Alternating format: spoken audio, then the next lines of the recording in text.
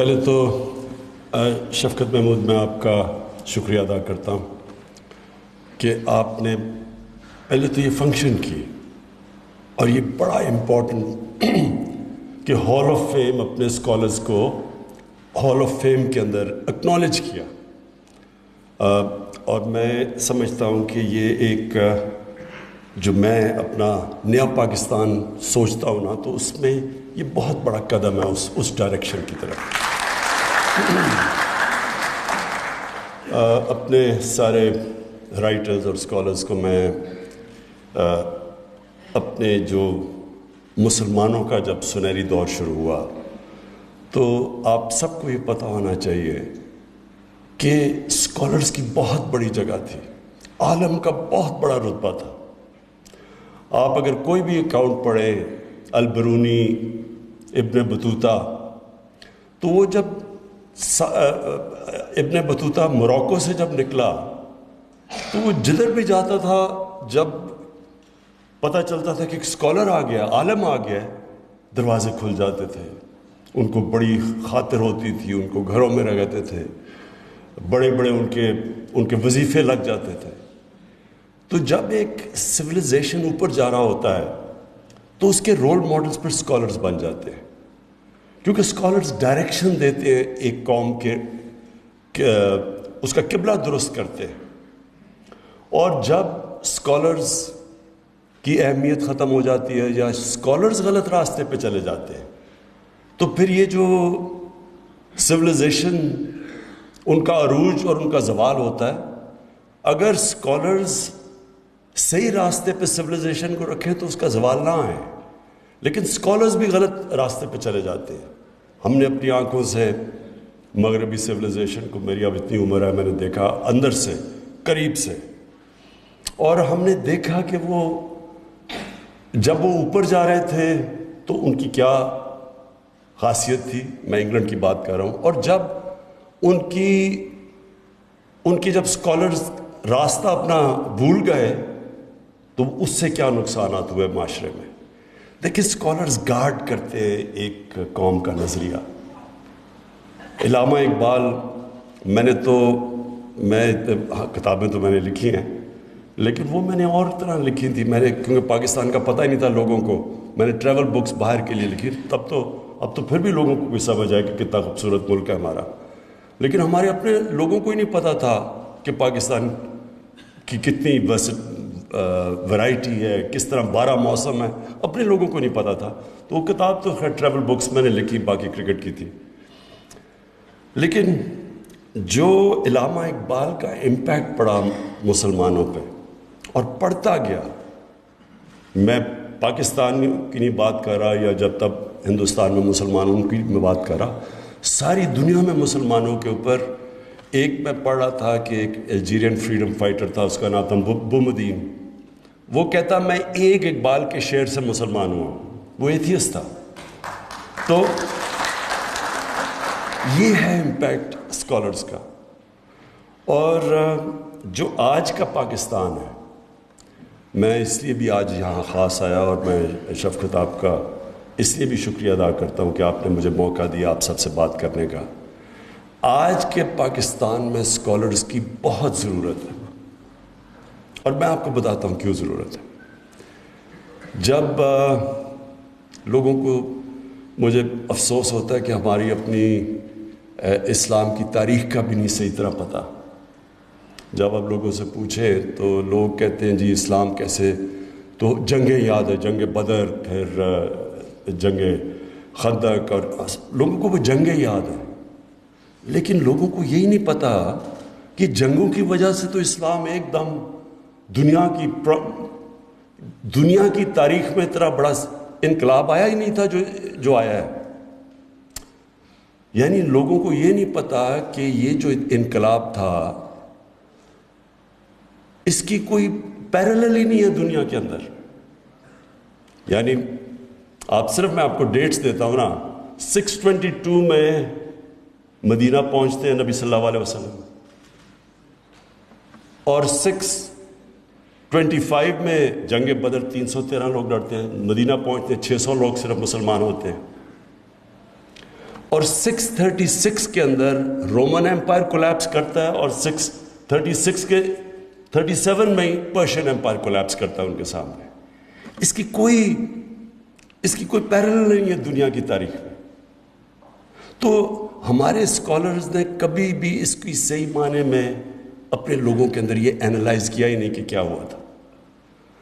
جو سارے 10 سال تھے 622 سے 632 تک، جب ہمارے نبی صلی اللہ علیہ وسلم دنیا میں تھے، تو صرف 1400 لوگ مرے تھے جنگوں میں. ساری جتنی جنگیں ہوئی تھی صرف 1400 لوگ مرے تھے، جس میں 600 مسلمان شہید ہوئے تھے. اور وہ 150 مربع میل پہ وہ پھیل چکے تھے مسلمان. تو اصل میں وہ ایک فکری انقلاب تھا، وہ تلوار سے نہیں آیا تھا. وہ لوگوں کے کیریکٹرز بدل گئے تھے، انسان بدل گئے تھے. قرآن کی آیت ہے کہ میں کبھی کسی قوم کی حالت نہیں بدلتا جب تک وہ قوم خود اپنی حالت بدلنے کی کوشش نہیں کرتی، اپنے آپ کو نہیں بدلتی. تو وہی انسان تھے. وہ جس طرح مولانا رومی کی ایک ورس ہے کہ جب اللہ نے تمہیں پر دیے ہیں تو تم کیوں چونٹیوں کی طرح زمین پہ رینگ رہے؟ تو پر دے دیے انہوں نے، کیریکٹر بدل دیے، آزاد کر دیا انسانوں کو.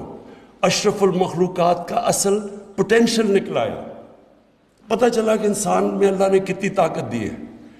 کہ جب فرشتوں کو کہا تھا اس کے سامنے جھکو، تو جب شیطان نے کہا کہ میں نہیں جھکتا، تو اللہ نے کہا تمہیں بھی نہیں پتا کہ میں نے اس کو کیا کیا طاقت دی ہے.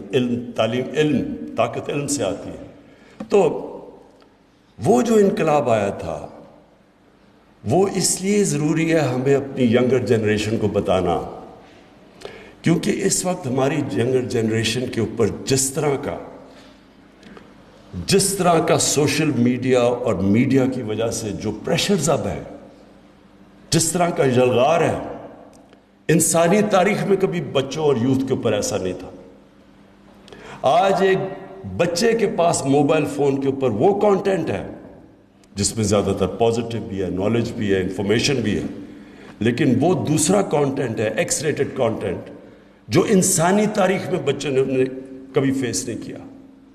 اس لیے اس ملک میں ہمارے اسکالرز کی، ہمارے فلم ٹی وی پروڈیوسرز کی بہت زیادہ آپ کی ذمہ داری ہے اپنی ینگر جنریشن کے لیے کو، اگر ہم نے ان کو صحیح ڈائریکشن پہ رکھنا ہے.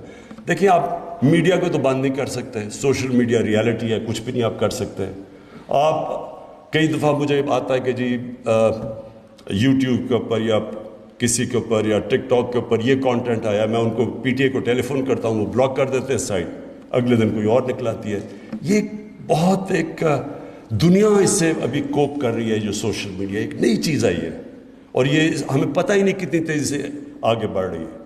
تو ہم روک تو وہ سکتے نہیں ہیں، لیکن ہم اپنے بچوں کو ان کی تربیت کر سکتے ہیں، ان کو ہم ہتھیار دے سکتے ہیں کہ یہ جو جس طرح کا اب ان کو کانٹینٹ اویلیبل ہے، اس سے کیسے انہوں نے ڈیل کرنا ہے. تو مجھے پتا ہے کہ ماں باپ ان کے اوپر کس طرح کے دفعہ پریشان ہوتے ہیں، جو جس طرح بچے اپنے موبائل فون کی طرف سے جو ان کو چیزیں اب ایکسیس ہیں.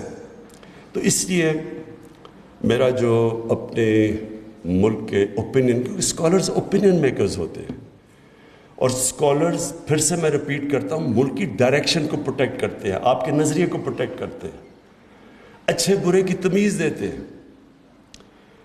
ہم اس وقت جو ہمارا سب سے بڑا کرائسس ہے، ہماری جو morality، جو ایتھکس ہے، وہ بڑی بری طرح نیچے گرے ہیں.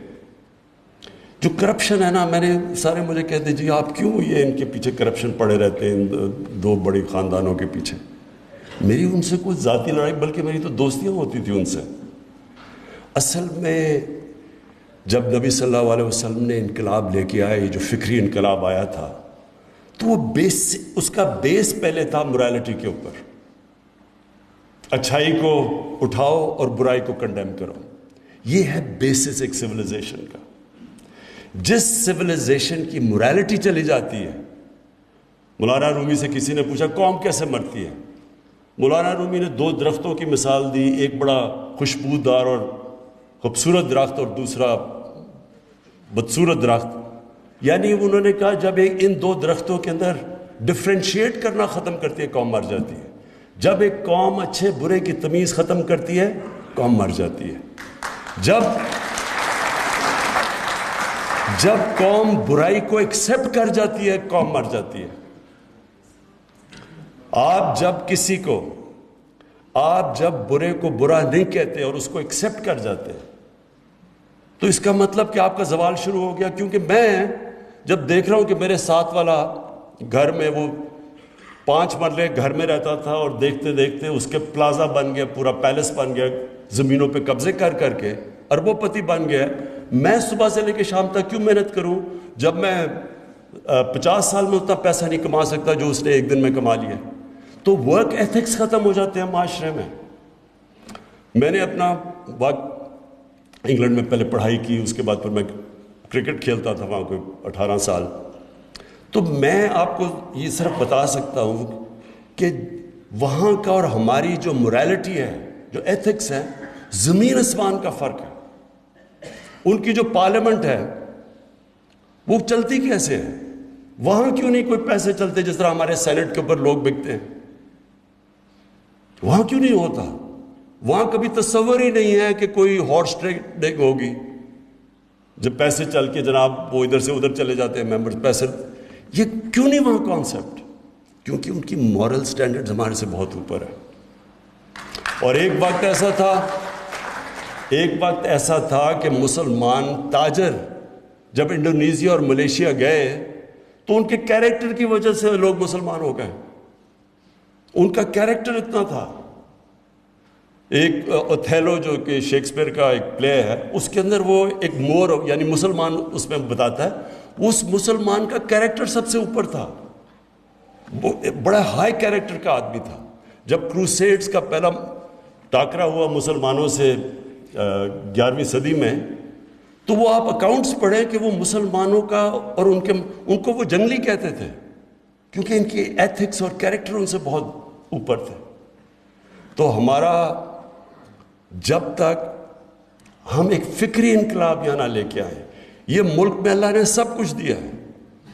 آپ کو یقین کریں، اگر جتنے میں نے 3 سال اقتدار میں رہا ہوں، یعنی میں سوچتا ہوں کہ اللہ نے کیا کیا نہیں دیا اس ملک کو. یہ بڑا ایک ہر طرح یہ اللہ نے یہاں نعمتیں بخشی ہوئی.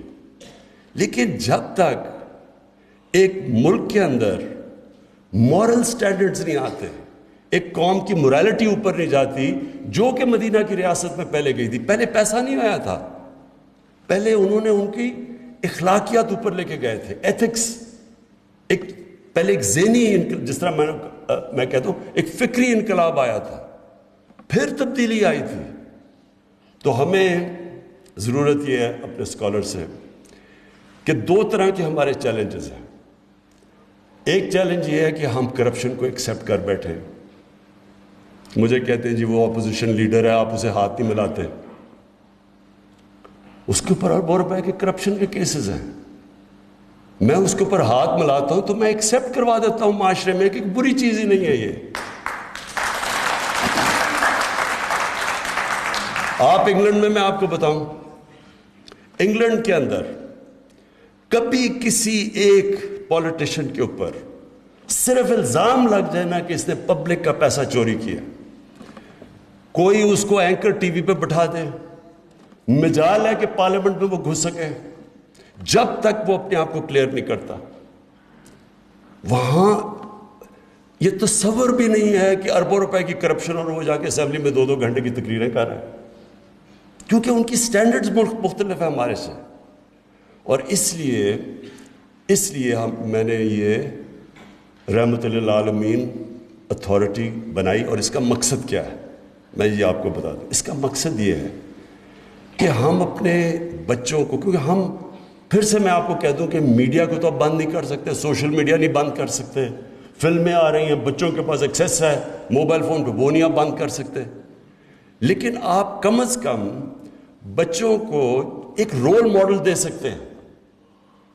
اور رول ماڈل بچوں کا وہ رول ماڈل ہے جو دنیا کی تاریخ کا سب سے عظیم لیڈر، چاہے آپ مسلمان ہو یا نہ ہو، 100 گریٹسٹ مین کے اندر جو نمبر 1، وہ جو ایک ہارٹ ہے جس نے جو کتاب لکھی ہوئی ہے، نمبر 1 اس نے ہمارے نبی صلی اللہ علیہ وسلم کو اس لیے بنایا کہ کوئی ہے ہی نہیں جس نے زیادہ اچیو کیا ان سے۔ تو ہم اپنے بچوں کو جب وہ دیکھتے ہیں کہ جی فلانے نے اتنا پیسہ بنا دیا اور اس نے بل گیٹس نے اتنا امیر آدمی بن گیا، تو ان کی کتابیں پڑھتے ہیں کیونکہ وہ رول ماڈل بنے ہوئے ہیں۔ ہمیں ساتھ ساتھ وہ بھی رول ماڈلز ہوں، لیکن ہمیں ساتھ ساتھ اپنے بچوں کو بتانا تو چاہیے کہ دنیا کا سب سے عظیم لیڈر، اس کی کیا کوالٹیز تھیں کہ وہ اتنا، انہوں نے ایک پوری 2 سپر پاورز کے سامنے ایک قوم جس کی حیثیت ہی کوئی نہیں تھی، ان کو اٹھا کے دنیا کی امامت کروا دی۔ کوئی تو کوالٹیز ہوں گی۔ تو ہمارا کام، ہمارا جو معاشرے کا اس وقت، اگر ہم نے اس کے ایتھکس اٹھانے ہیں تو ہمیں ان کی سیرت کے اوپر سوچ کے، پروگرامز کر کے، ٹی وی کے اوپر ایک آلٹرنیٹ میسج دینی ہے اپنے بچوں کو۔ جاپان کے اندر پہلے 7 کلاسز کے اندر وہ بچوں کو شنٹوازم، جو ان کا دین ہے، اس کے ایتھکس پہلے سکھاتے ہیں، میتھس اور اس کے علاوہ ایتھکس سکھاتے ہیں بچوں کو، اچھے برے کی تمیز سکھاتے ہیں۔ قانون علیحدہ ہیں لیکن جو ایتھکس ہے، اور آپ جاپان میں چلے جائیں آپ حیران ہو جائیں گے۔ مجھے تو پتہ ہی نہیں تھا کہ مجھے تو وہاں جا کے پتہ چلا کہ یہ وہ اتنے ہمارا ایک کھلاڑی تھا، اس کا بٹوا گر گیا ٹیکسی میں، وہ ٹیکسی ڈرائیور نے آ کے ہوٹل کی ریسیپشن میں وہ بٹوا واپس دے دیا۔ اور وہاں جو ہمارے پاکستانی رہتے تھے، جتنے وہ پاکستانی مجھے ملے، انہوں نے جاپانی عورتوں سے شادی کی ہوئی تھی۔ وہ ساروں نے مجھے ایک چیز کی کہ جب وہ جاپانی عورت مسلمان ہوئی، وہ ان سے بہتر مسلمان ہو گئی۔ وہ ان کو بتاتی تھی کہ یہ تم غلط کر رہے ہو، یہ اسلام کے خلاف ہے، کیونکہ ان کی ایتھکس، ان کی جو موریلٹی کے لیولز ہیں وہ بہت اوپر ہے۔ تو میں آپ کو صرف اور زیادہ بات نہیں کرنا چاہتا، صرف آپ کو یہ کہنا چاہتا ہوں کہ اس وقت ہماری گورنمنٹ پوری طرح آنر کرے گی اور لیول ریز کرے گی، جو کہ ہمارے اسلامی معاشرے میں ہمیشہ استاد کا بڑا لیول تھا، اسکالرز کا، عالم کا بڑا لیول تھا۔ ہم انشاءاللہ آپ کو پوری طرح بیک کریں گے، لیکن آپ نے اپنی ذمہ داری پوری لینی ہے کہ اس معاشرے کے لیے ہمیں ایک فکری انقلاب چاہیے، ایتھکس چاہیے، اچھے برے کی تمیز چاہیے۔ اور دوسری طرف یہ جو سب سے خوفناک چیز ہو رہی ہے، جب سے میں پرائم منسٹر بنا، تو جب میں نے آئی جی کو بلائے سارے صوبوں کے، تو چیک کیا کہ کون سی کرائمز بڑھ رہی ہیں۔ سب سے زیادہ پاکستان میں سیکس کرائم بڑھ رہی ہے۔ یہ ہمارے لیے بڑی شرمناک چیز ہے، اور یہ میں پھر سے کہہ رہا ہوں کہ یہ موبائل فون کا جو چیلنج آیا ہے، اس کی اچھائیاں ایک طرف، جو دوسری طرف آ رہا ہے اس سے بہت بڑا چینج آ رہا ہے ہمارے معاشرے میں۔ یہ ہمارا بہت بڑا چیلنج ہے۔ بچوں کے ساتھ زیادتیاں، ہم 3 سال پہلے ایک زینب کیس ہوا تھا تو سارا معاشرہ ہمارا کھڑا ہو گیا۔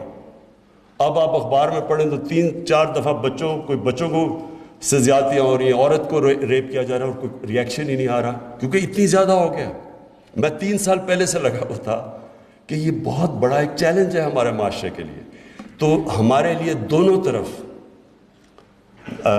جو میڈیا ہے، جو فلمز ہیں، جو سیریلز ہیں، آپ دیکھیں اگر ہم اپنا فلمز دیکھیں تو زیادہ تر ہالی ووڈ سے بالی ووڈ جاتا ہے اور بالی ووڈ سے پاکستان آ جاتا ہے مٹیریل، تھرڈ ہینڈ مٹیریل آتا ہے۔ وہ جو کلچر آ رہا ہے ہم ریئلائز ہی نہیں کرتے کہ اس کے کیا کیا ریپرکشنز ہیں معاشرے میں۔ کبھی کسی نے اینالائز نہیں کیا کہ ہندوستان میں، کیونکہ میں ہندوستان تو کرکٹ کی وجہ سے بہت جاتا تھا، تو جو ہندوستان کی فلمیں 40 سال میں بدلی ہیں، پہلے کیا ہوتی تھیں اب کیا ہیں، اس کا امپیکٹ دیکھ لیں کہ ہندوستان کے فیملی سسٹم میں کیا ہے، ڈیورس ریٹ کتنی بڑی ہے، دلی کو ریپ کیپٹل کہا جاتا ہے، اور وہی ہم پھر کلچر لیتے ہیں تو اس کے یہاں ایفیکٹس آئیں گے۔